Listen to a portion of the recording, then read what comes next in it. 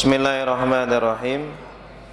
Assalamualaikum warahmatullahi wabarakatuh.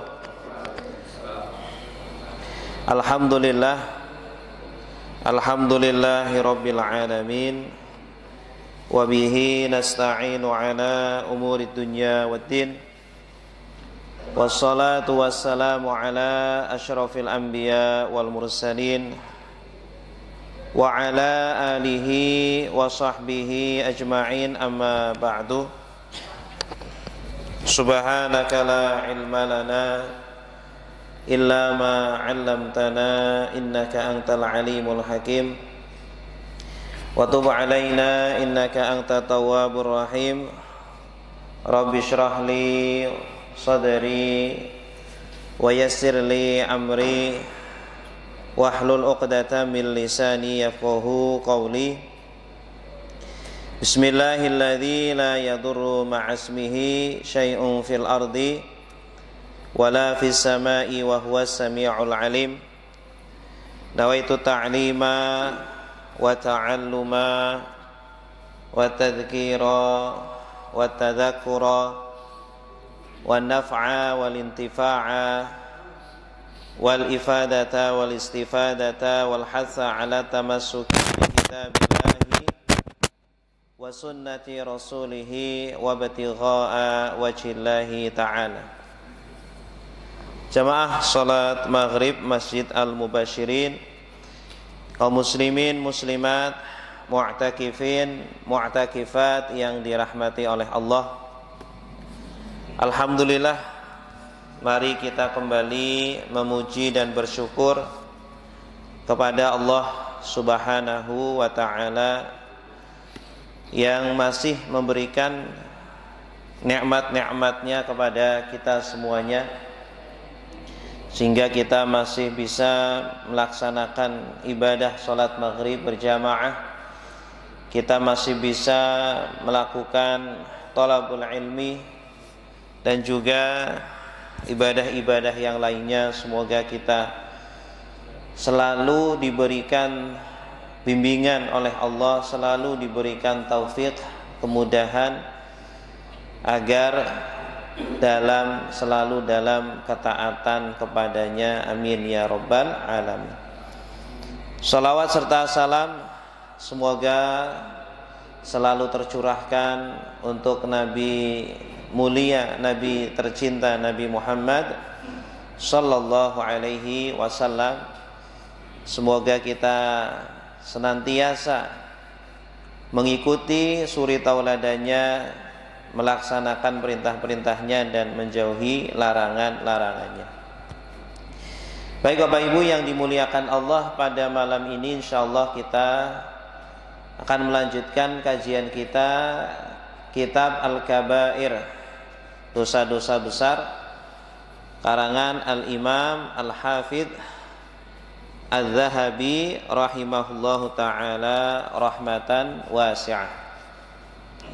Kita masuk pada dosa besar yang ke-44, Al-Kabiratur Rabi'ah wal Arba'un Al-La'an, ya, dosa besar yang ke-44 yaitu tukang laknat, ya, orang yang suka melaknat. Ini termasuk dosa besar, ya. Pelakunya otomatis menjadi fasik, ya. Jadi orang kalau melakukan satu dosa besar saja ini menjadi fasik, ya, artinya dia sudah tidak diterima persaksiannya, ya, harus segera bertaubat, ya. Kalau ada pernikahan dia tidak bisa menjadi saksi, ya. Kalau ada perkara, ya, dia tidak bisa menjadi saksi karena dia belum bertaubat dari dosa-dosa besar, ya. Jadi kalau kita melihat di zaman sekarang, sulit sekali sebenarnya mencari orang yang betul-betul adil, ya. Adil dalam definisi syariat ya, bukan adil dalam definisi bahasa Indonesia. Jadi dalam definisi syariat, adil itu kriterianya selain dia adalah muslim, baligh, berakal, dia juga sama sekali tidak melakukan dosa besar ya, ataupun sudah bertaubat dari seluruh dosa besar ya, atau tidak melakukan dosa kecil yang terus menerus ya. Dosa kecil tapi terus menerus ini bisa ya, maka menggugurkan kriteria keadilan. Nah, ini memang agak sulit ya Pak. Makanya ketika dalam pernikahan ya, kita akan mengangkat dua orang saksi, sebisa mungkin adalah saksinya orang soleh, sebisa mungkin saksinya adalah orang yang kita husnudzon dia tidak memiliki dosa besar ya, atau mungkin pernah berdosa besar tapi sudah bertaubat. Nah Bapak Ibu yang dimuliakan Allah, dosa besar itu banyak ya. Dosa besar tidak hanya membunuh, tidak hanya berzina, tidak hanya minum minuman keras, mencuri, tidak hanya itu. Itu dosa besar yang paling besar. Ya, 7 dosa besar yang bisa membinasakan manusia.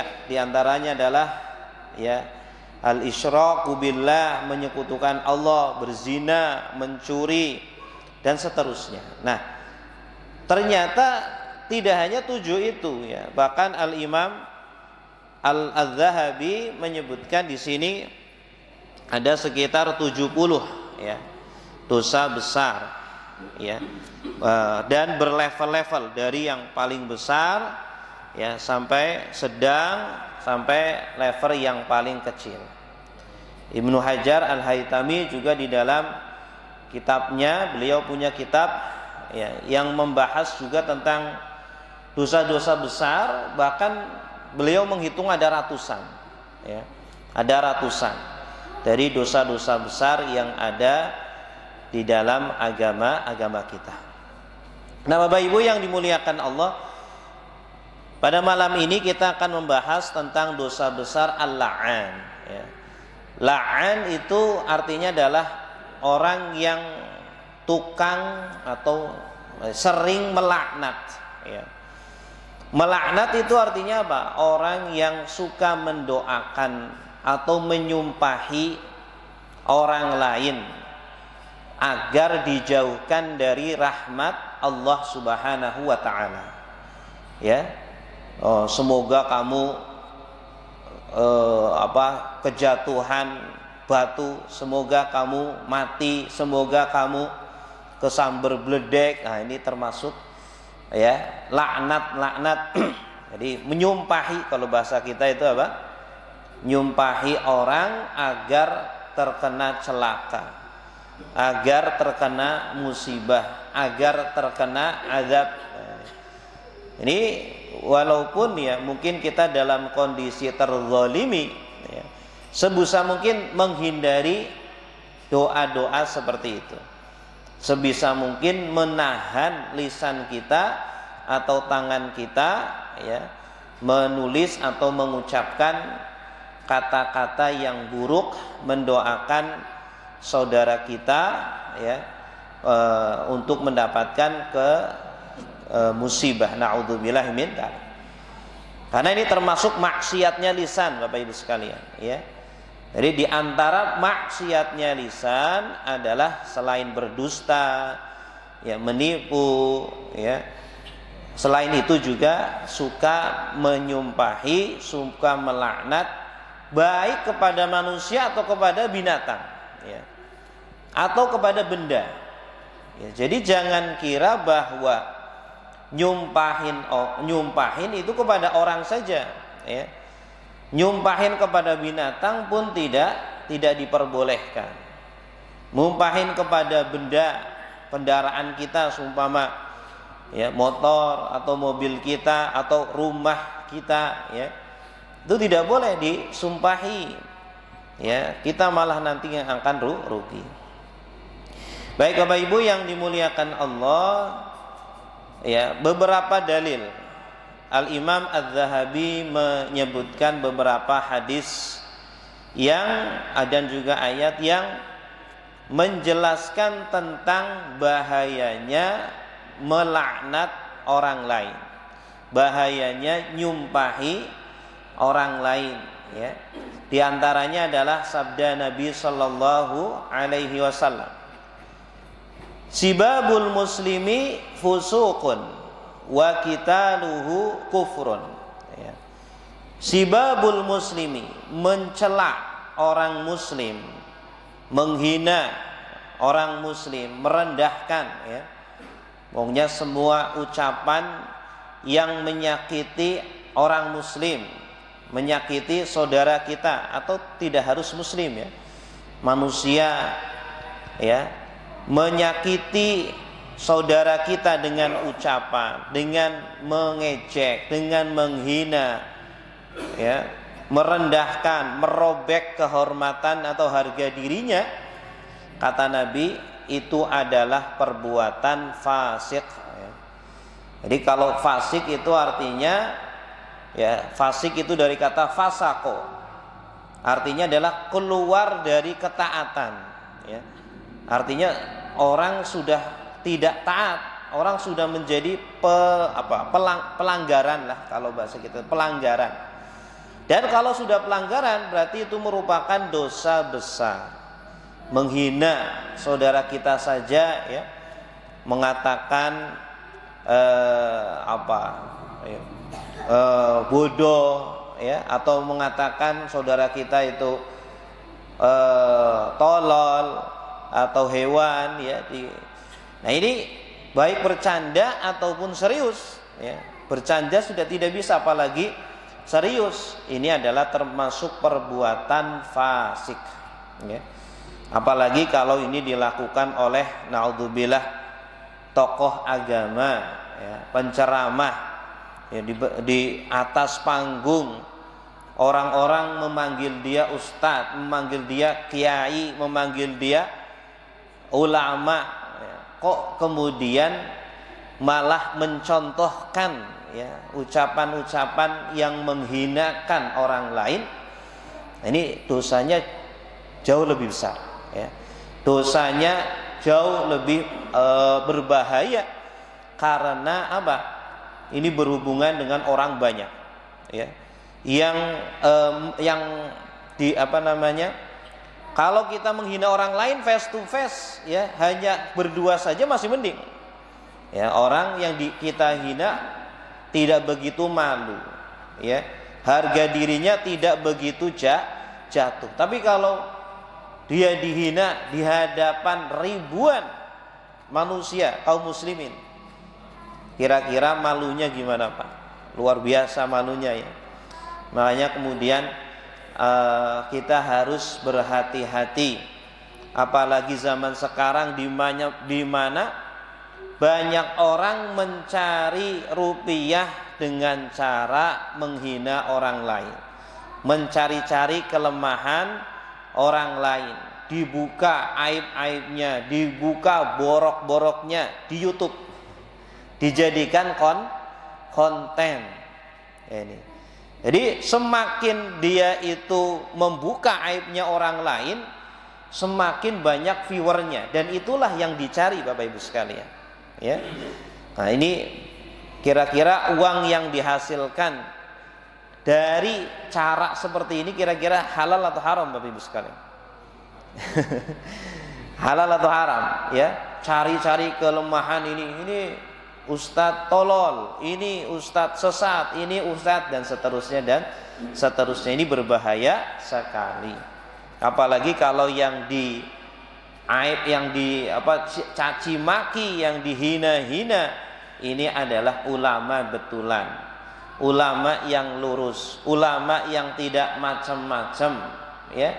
Ini darahnya ulama adalah beracun, ya. Sedangkan orang yang menghibahi para ulama atau menghibahi kaum muslimin itu seperti apa? Memakan bangkainya saudaranya sendiri, ya. Memakan darahnya saudaranya sendiri. Nah, kalau darahnya beracun gimana? Mati itu. Orang tersebut mati, bukan mati fisiknya, tapi mati agamanya. Mati ya keimanannya, mati agamanya. Nauzubillahi min dzalik, tanpa dia rasa, tanpa dia sadari. Semakin kesini semakin berani, semakin kesini semakin kurang ajar dengan para ulama, dengan harga diri kaum muslimin. Semuanya dibabat habis. Naudzubillah ya.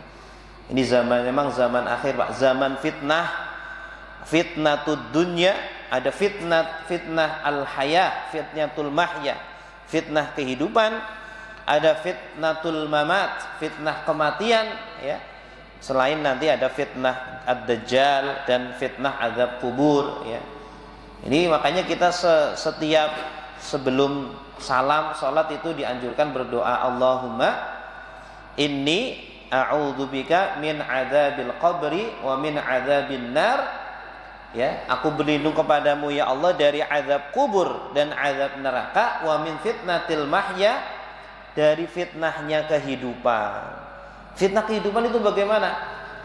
Ya, orang nggak bisa membedakan antara kebaikan dan keburukan. Tidak bisa membedakan antara halal dan haram. Yang dia lakukan, dia rasa, oh ini benar, ini saya sedang menegakkan kebenaran. Ini ustadz yang sesat, ini ustadz yang apa? Belum tentu. Ternyata yang dia sesat-sesatkan benar, lurus. Gimana coba? Apalagi kita lihat banyak sekarang orang-orang awam yang menyesat-nyesatkan ulama. Orang yang tidak pernah belajar agama kemudian menyesat-nyesatkan ulama yang belasan tahun belajar agama, bahkan puluhan tahun. Nah, ini kan sangat berbahaya. Ya. Nah, Bapak Ibu yang dimuliakan Allah, ini jadi fitnah kehidupan itu sangat banyak. Selain ya tercampurnya antara hak dan batil, juga godaan-godaan dunia. Betapa banyak orang-orang yang ya tergoda dengan jabatan, tergoda dengan harta, tergoda dengan wanita, ya, tergoda dengan macam-macam dunia. Fitnah dunia Masya Allah dahsyat luar biasa. Maka kita harus lebih ekstra lagi dalam ya menghadapi fitnah dunia dan dalam berdoa kepada Allah agar terlindungi. Nah, Bapak Ibu yang dimuliakan Allah, Nabi bersabda, sibabul muslimi fusuq. Mencela, menghina, mengejek orang muslim itu termasuk perbuatan fasik ya. Jangan sampai ya kita melakukan atau mewajarkan, menormalisasi ya. Nah, ini banyak nih Pak, di masyarakat kita terkadang memanggil temannya dengan panggilan yang merendahkan. Bego, naudzubillah. Ya, ke temannya manggilnya bego. Kira-kira merendahkan enggak? Merendahkan. Tolol, bukan begitu tolol. Goblok. Astagfirullah. Nah, ini kadang karena sudah terbiasanya dinormalisasi sehingga samar antara kebenaran dengan kebatilan. Yang batil dianggapnya wajar, biasa saja, sehingga yang benar dianggapnya aneh ya. Nah, ini zaman fitnah itu nanti akan seperti itu, sampai nanti pada puncaknya Bapak Ibu sekalian, orang itu nanti akan mudah sekali tergoda dengan dajjal ya. Ini fitnah yang sangat recehan saja banyak orang yang tergoda, ya enggak? Banyak orang yang tidak sholat, banyak orang yang tidak puasa hanya gara-gara apa? Mencari 10.000, 20.000 di jalanan. Banyak orang yang tidak puasa hanya karena apa? Hanya karena lapar yang tidak seberapa. Ya, ini kan godaan yang sangat recehan, tapi banyak orang yang tertipu, apalagi nanti godaan dajjal yang dahsyat luar biasa. Dajjal itu seperti Tuhan Bapak Ibu sekalian. Dajjal itu artinya pembohong yang paling top gitu ya.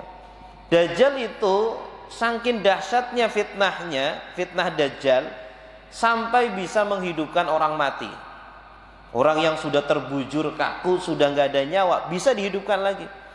Tumbuhan yang baru dilempar, ya, kacang dilempar di atas tanah, suruh tumbuh, langsung tumbuh lagi. Ya, langit yang asalnya terang benderang, panas, suruh hujan, langsung hujan lagi. Kira-kira kalau ada orang yang seperti itu, yang menggoda kita, keimanan kita untuk mengikuti dia dengan godaan seperti itu, kira-kira kita tergoda atau tidak? Yang godaan recehan saja orang banyak yang tergoda.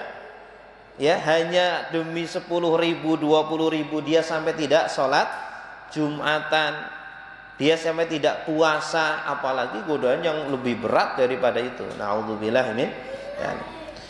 Wa qitaluhu kufrun, membunuh orang muslim adalah perbuatan kafir, ya. Tetapi yang dimaksud kafir di sini adalah kufrun duna kufrin, artinya kafir kecil. Kufur kecil artinya tidak sampai mengeluarkan pelakunya dari Islam, ya, kecuali kalau dia menghalalkan perbuatan pembunuhan tersebut. Nah, Bapak Ibu yang dimuliakan Allah, kemudian hadis yang berikutnya, wa qala sallallahu alaihi wasallam, la'nul mu'mini ka qatlihi, ya. Melaknat orang mukmin, ya, melaknat. Nah, ini sudah sampai melaknat nih. Kalau tadi kan baru mengejek, menghina, ya.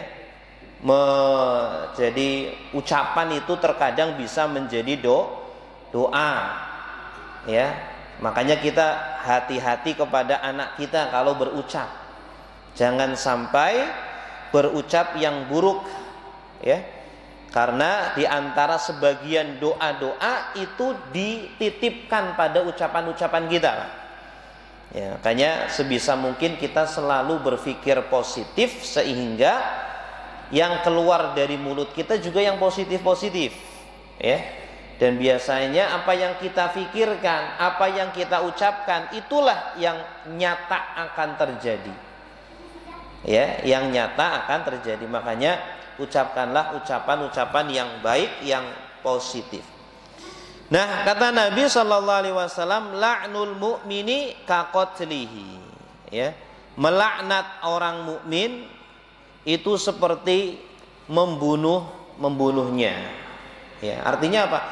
Dosanya walaupun tidak sama, dosanya itu sangat besar, ya, mendekati dosa membunuh orang mukmin. Membunuh orang mukmin ini kan dosa terbesar setelah mensekutukan Allah, ya. Di antara as-sab'ul mubiqat, 7 dosa besar yang bisa menghancurkan, membinasakan seseorang adalah apa? Al-isyraku billah, menyekutukan Allah. Yang kedua apa?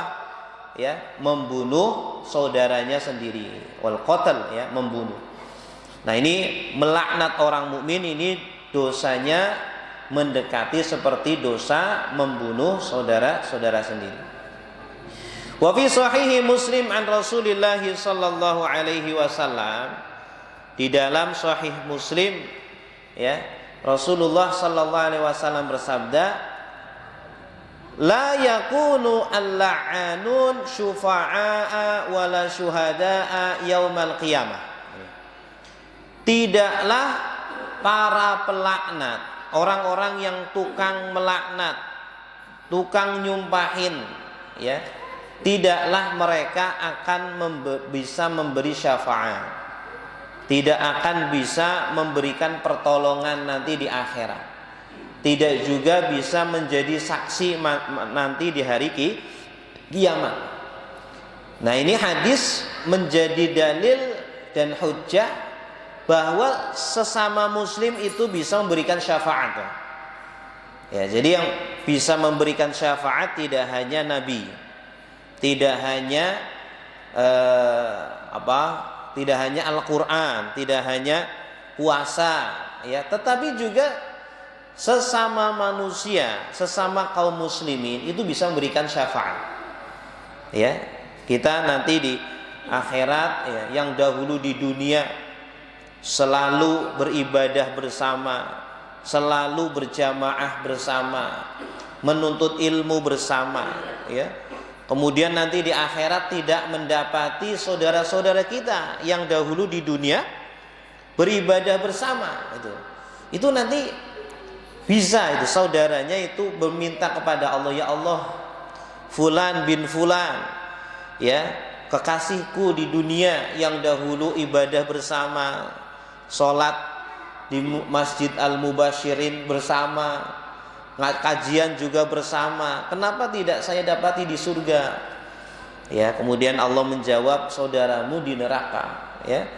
Kemudian orang ini meminta, ya Allah, kenikmatanku tidak sempurna kecuali Engkau, ya, kumpulkan kami dengan saudara-saudara kami yang dahulu beribadah bersama di dunia. Akhirnya Allah memberikan syafaat, ya, perantara saudara-saudara kita yang beriman, ya.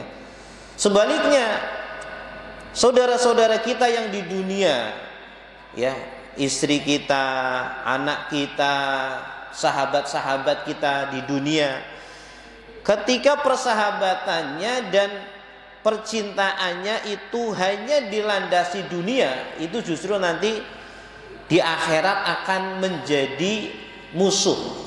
Ya, kata Allah Subhanahu wa taala, al-akhillau yauma idzin ba'duhum li ba'din aduwwun illal muttaqin. Ya. Orang-orang yang menjalin persahabatan, orang-orang yang menjalin perkekasihan atau percintaan, ya, kita dengan istri, dengan suami, dengan anak, dengan sahabat, di dunia kita menjalin persahabatan atau kasih sayang. Itu kalau di dunia, Pak, persahabatannya hanya motifnya duniawi, motifnya hanya urusan pekerjaan, urusan dunia, urusan kenikmatan dunia, maka nanti di akhirat akan menjadi musuh. Na'udzubillah, ya, akan menjadi musuh. Karena apa? Karena kita wajib menasehati saudara kita, wajib menasehati istri kita ketika salah, ketika, ya, lupa, tidak sholat, ketika tidak menutup aurat. Kalau kita suami kok membiarkan istrinya berbuat maksiat, membiarkan anak putrinya tidak menutup aurat, ya, tidak sholat, wah, biarinlah istri saya nggak sholat, urusan dia. Biarin istri saya buka aurat, urusan dia. Nah, ini namanya dayus, ya.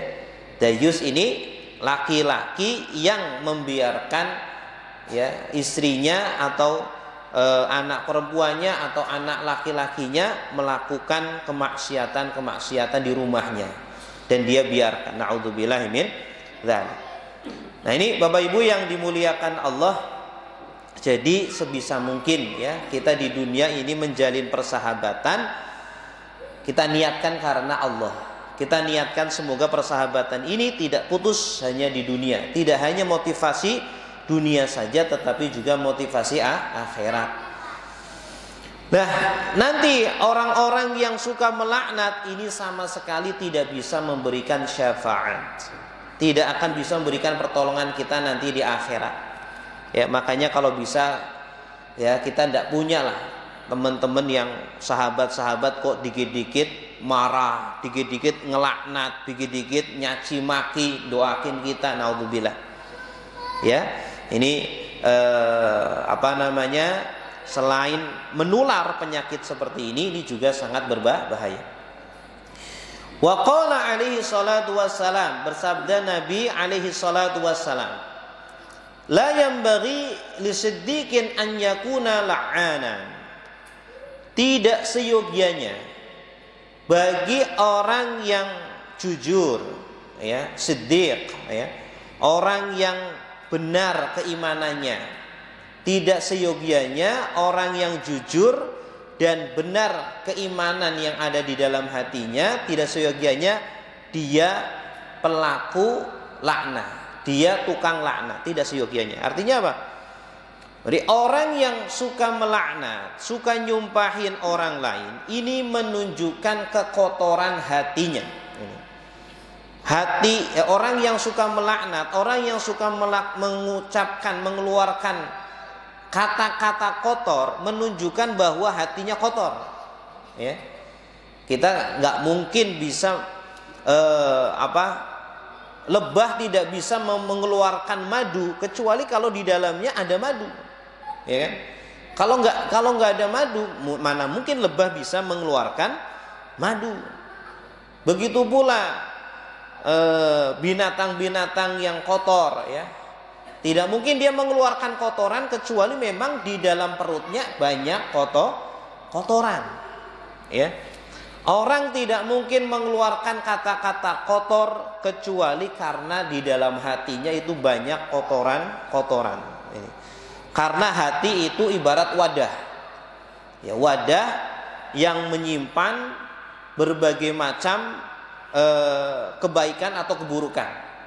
Ya, kalau yang dimasuki ke dalam hatinya adalah kebaikan-kebaikan, ya, dia suka membaca Al-Quran, dia suka berzikir, suka bermunajat, ya, suka mengucapkan kalimat-kalimat yang baik, hatinya suci dan bersih, diisi dengan ilmu dan hikmah, pasti yang keluar dari mulut juga yang baik, Pak. Sudah pasti itu. Ya, tapi kalau kita melihat orang kok dikit-dikit mengucapkan kata-kata kotor, dikit-dikit menyumpahin orang lain, dikit-dikit marah, ini menunjukkan bahwa isi di dalam hatinya, yang hati itu adalah wadahnya, pasti isinya kotor, ya.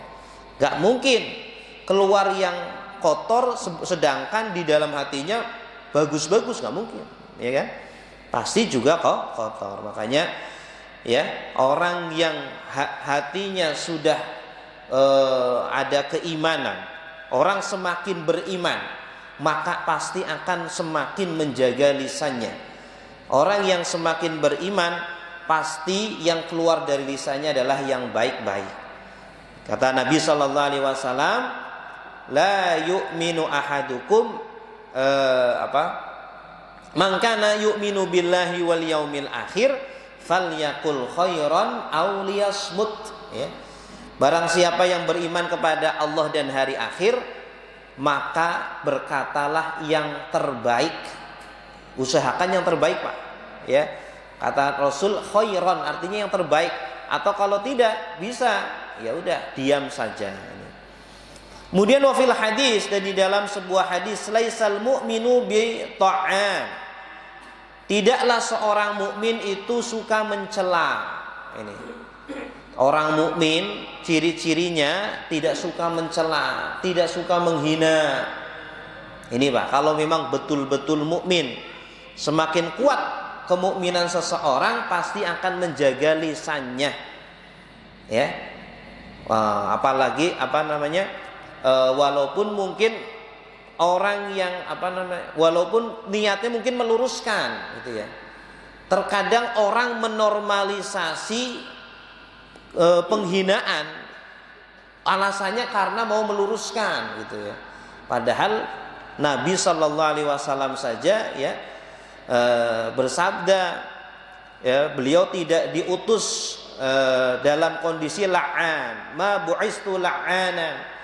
Saya tidak diutus oleh Allah dalam kondisi menjadi tukang pelaknat, tidak juga dalam kondisi suka menghina, tidak juga dalam kondisi suka berkata-kata kotor. Ya, jadi kalau ada orang, bahkan mungkin dia diangkat sebagai tokoh agama, sebagai penceramah, sebagai dai, tetapi kok yang keluar dari lisannya menghina-hina, mengolok-olok, merendah-rendahkan, keluar kata-kata kotor, ya. Berarti ini sebenarnya dia mengajak dengan ajaran siapa? Nabi siapa? Sedangkan Nabi Muhammad SAW sudah menyatakan ma bu'istu la'anan. Saya tidak diutus sebagai tukang pelaknat, sebagai tukang pencaci maki, sebagai tukang berkata-kata kok kotor. Tidaklah Nabi diutus dalam kondisi seperti itu. Laisal mu'min bita'an, mukmin tidak suka mencela, wala bil'an, dan juga tidak suka melaknat, wala bil fahish, tidak suka berkata-kata jorok, kata-kata kotor gitu, Pak. Ini banyak ini, naudzubillah Bapak Ibu sekalian ya. Para penceramah, para pendai ya, ucapannya naudzubillah ya. Banyaklah ya. Tidak etis kalau diucapkan di masjid seperti ini.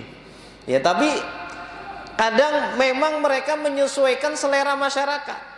Kalau nggak kayak gitu, nggak laris. Kalau nggak seperti itu, nggak ada penontonnya. Jadi yang salah ini siapa? Bahkan malah apa? Para panitia tabligh akbar ya, nyari dai-dai yang seperti itu. Biar apa? Biar rame, biar banyak yang datang ya. Tapi nggak ada ilmunya. Bukannya bertambah ketakwaannya, bertambah ilmunya, bertambah keimanannya, yang ada bertambah apa? Bertambah kemaksiatannya. Bahkan mungkin anak-anak kecil nggak tahu, ikut nonton ya, menganggap bahwa hal seperti itu normal, hal seperti itu wajar. Pak yainya aja kayak gitu ngomongnya ya, dai-nya aja ngomong kayak gitu gimana? Nah ini naudzubillah wabillahi sekalian ya, yang hak ya kelihatannya batil, yang batil kelihatannya hak ya. Kita lihat di masyarakat kita, kalau diajak ngaji sulitnya luar biasa. Tapi kalau diajak tabligh akbar ya, yang isinya bukan ilmu, hanya ketawa ketiwi, hanya ucapan-ucapan kotor, wah masya Allah rame. Baik Bapak Ibu yang dimuliakan Allah. Kemudian di dalam sebuah hadis juga, an Rasulillah sallallahu alaihi wasallam, innal abda qala innal abda idza la'ana syai'an sa'adatil la'nah ila sama. Seorang hamba ini kalau dia melaknat, kalau dia nyumpahi ya, menyumpahi manusia atau kepada binatang ya, maka laknat itu akan naik ke langit. Laknat itu akan naik ke langit. Fatughlaqu abwabus sama dunaha. Nah, ketika laknat ini naik ke langit, pintu langit semuanya ditutup ya, sehingga laknat ini nggak bisa masuk ya. Summa tahbitu ilal ardi, kemudian turun ke bumi. Fatughlaqu abwabuha dunaha. Nah, pintu-pintu bumi juga tertutup semuanya.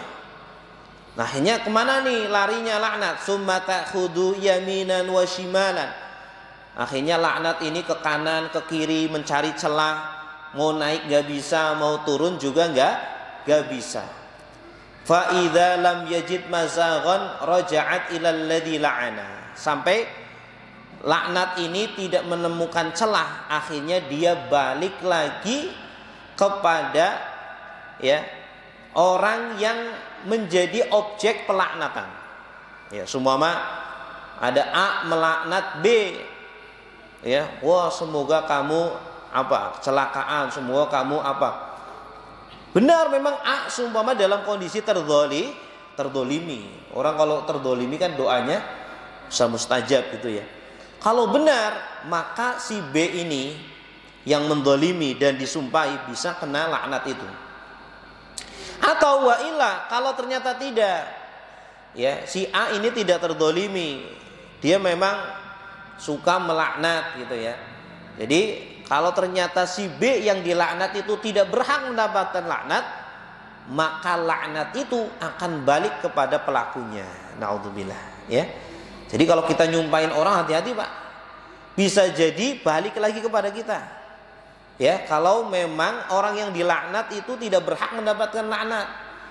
Orang baik-baik dilaknat, orang soleh dicaci maki, dilaknat, bisa jadi balik kepada kita. Ya, sebagaimana dalam sebuah hadis ya, orang yang mengatakan kepada saudaranya wahai kafir. Ya, kalau benar dia kafir, maka untuk dialah kekafirannya. Tapi kalau ternyata tidak, ternyata dia nggak kafir, kita hanya termakan isu, termakan narasi berita, padahal dia nggak kafir, kita sudah buru-buru menuduh dia kafir, itu nanti balik kepada kita, kekafirannya balik kepada kita. Na'udzubillah. Wa qad 'aqaba an-nabiy sallallahu alaihi wasallam man la'anat naqataha bi an salabaha iyyaha. Qala Imran bin Husain, bainama Rasulullah sallallahu alaihi wasallam fi ba'di asfarihi wa imra'atun minal ansar 'ala naqatin fadajjat fala'anatha fasami'a dzalika Rasulullah sallallahu alaihi wasallam faqala khudhu ma 'alaiha wa da'uha fa innaha mal'unah. Ini Pak. Jadi pelaknatan tidak cukup kepada manusia saja, tidak hanya diharamkan kepada manusia. Ini ada wanita di zaman Rasul, ya dia itu punya kendaraan onta. Nah, ontanya ini nggak mau jalan, ya. Ontanya ini lelet, nggak mau jalan, akhirnya dilaknat. Entah ngucapinya apa, wanita ini dilaknat, ini ontanya. Wah, onta sial, onta celaka, seumpama begitu ya. Nah, kemudian Rasulullah sallallahu alaihi wasallam mendengar, ya. Rasulullah sallallahu alaihi wasallam mendengar, kemudian mengatakan, ambillah apa yang ada di atas onta itu dan biarkan onta itu, karena sesungguhnya onta itu sudah terlaknat. Naudzubillah. Jadi kita hati-hati Pak, kalau kita punya kendaraan, kok kendaraannya mogok, mobil mogok, jangan sampai dilaknat. Lah mau kita emang naik kendaraan terlaknat, ya ternyata kendaraannya sial, ya ternyata bikin kecelakaan, naudzubillah, ya kan. Makanya kendaraan pun ya makhluk Allah yang harus kita muliakan juga. Bahkan Nabi sallallahu alaihi wasallam cara memuliakan ya ontanya atau kudanya itu dikasih nama. Onta pun punya nama, ini namanya apa, kuda ini namanya apa, khimar ini namanya apa. Rasulullah punya ya peliharaan-peliharaan yang cara memuliakannya selain dikasih makan, dikasih minum, dikasih tempat tinggal, juga dikasih nama. Itu salah satu bentuk pemuliaan. Dan tidak hanya binatang saja, benda-benda matinya pun dikasih nama. Pedangnya ini namanya apa, ada namanya. Ya. Nah, ini jadi kepada binatang, kepada benda-benda pun kita harus menjaga ucapan kita. Kemudian juga dari Abu Hurairah radhiyallahu anhu anin Nabi sallallahu alaihi wasallam qol inna arbar riba istitalatul mar'i fi 'irdi akhihil muslim. Sesungguhnya riba yang paling riba adalah merobek kehormatan atau harga diri saudaranya yang muslim, ya. Jadi kita hati-hati jangan sampai mengucapkan kata-kata yang bisa menyakiti atau melaknat saudara kita yang muslim. Nah, terakhir Bapak Ibu yang dimuliakan Allah, walaupun laknat secara umum ini diharamkan, tetapi ada beberapa laknat-laknat yang diperbolehkan. Di antaranya adalah laknat kepada seluruh orang kafir yang zalim, ya. Para pendosa secara umum, ya. Seumpama kita melaknat orang-orang Yahudi yang membantai saudara-saudara kita di Palestina, itu boleh, silakan. Karena Nabi sallallahu alaihi wasallam juga pernah melakukan, ya, melaknat orang-orang kafir yang zalim-zalim, yang menganiaya para sahabat. Secara umum boleh, silakan, ya. Secara umum boleh tanpa menyebut namanya. Tanpa menyebut namanya, ini boleh.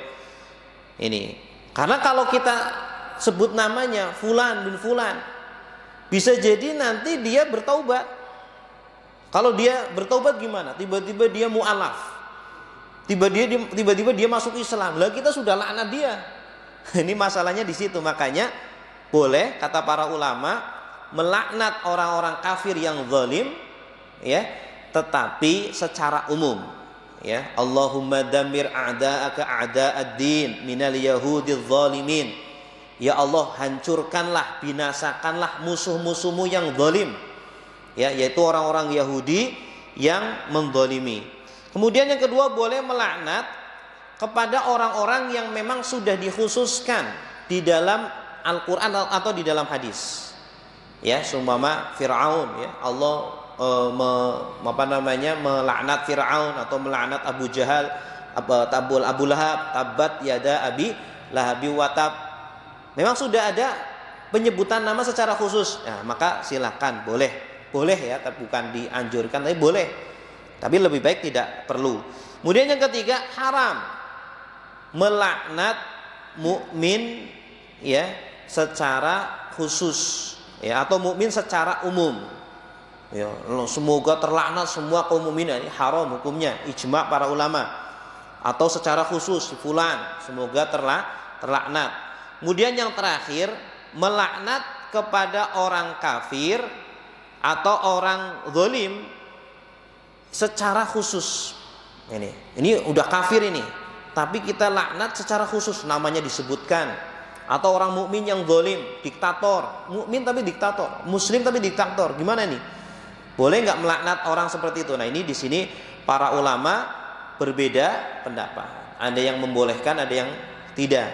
Kenapa tidak boleh? Karena barangkali mu'alaf, taubat, ya, dia meninggalkan dosa-dosanya yang dahulu, kemudian dia bertaubat, ya, masuk Islam. Nah, gimana kalau seperti itu? Makanya di sini lebih baik kita meninggalkan. Ya, kalau kita mau melaknat, ya, semua saudara-saudara kita dibantai, dibunuhi oleh orang-orang Yahudi, Zionis. Nah, kita laknat mereka secara umum, ya. Allahumma damir a'da'aka a'da'ad-din minal yahudil zalim, dan seterusnya dan seterusnya. Baik Bapak Ibu yang dimuliakan Allah, selain itu juga banyak sekali hadis-hadis di mana Rasulullah Shallallahu Alaihi Wasallam melaknat para pelaku-pelaku dosa, tapi secara umum. Contohnya apa? La'anallahu akilar riba wa mukilahu wa syahidahu wa katibah. Semoga Allah melaknat pemakan riba atau yang memberikan riba atau saksinya atau penulisnya. Ini dilaknat, tapi secara umum. Allah juga melaknat la'anallahu al-muhallil wal muhallal lahu. Nikah muhallil sudah pernah kita jelaskan, ya. Orang kalau sudah mencerai istrinya, sudah tolak bain, sudah sudah pisah, bukan tolak raj'i, itu kan nggak bisa nikah lagi dengan istri itu kita, mantan istri kita. Kecuali kalau mantan istri kita dinikahi oleh laki-laki lain dan sudah digauli dan dicerai, baru kita boleh nikah dengan dia. Nah, kalau kita nyewa orang, tolong kamu nikahin mantan istri saya, nanti kamu ceraikan lagi, itu namanya nikah muhallil. Ini hukumnya haram dan dilaknat oleh Allah. Ya, jadi ada kong kali kong, Pak. Nikahin istri saya, nanti kamu cerain lagi karena saya mau menikahin istri saya lagi. Nah, ini nggak boleh.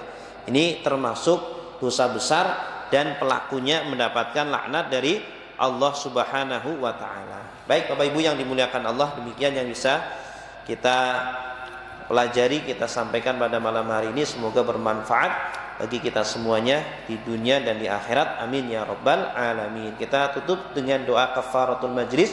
Subhanakallahumma wa bihamdika asyhadu an la ilaha illa anta astaghfiruka wa atubu ilaik. Wassalamualaikum warahmatullahi wabarakatuh.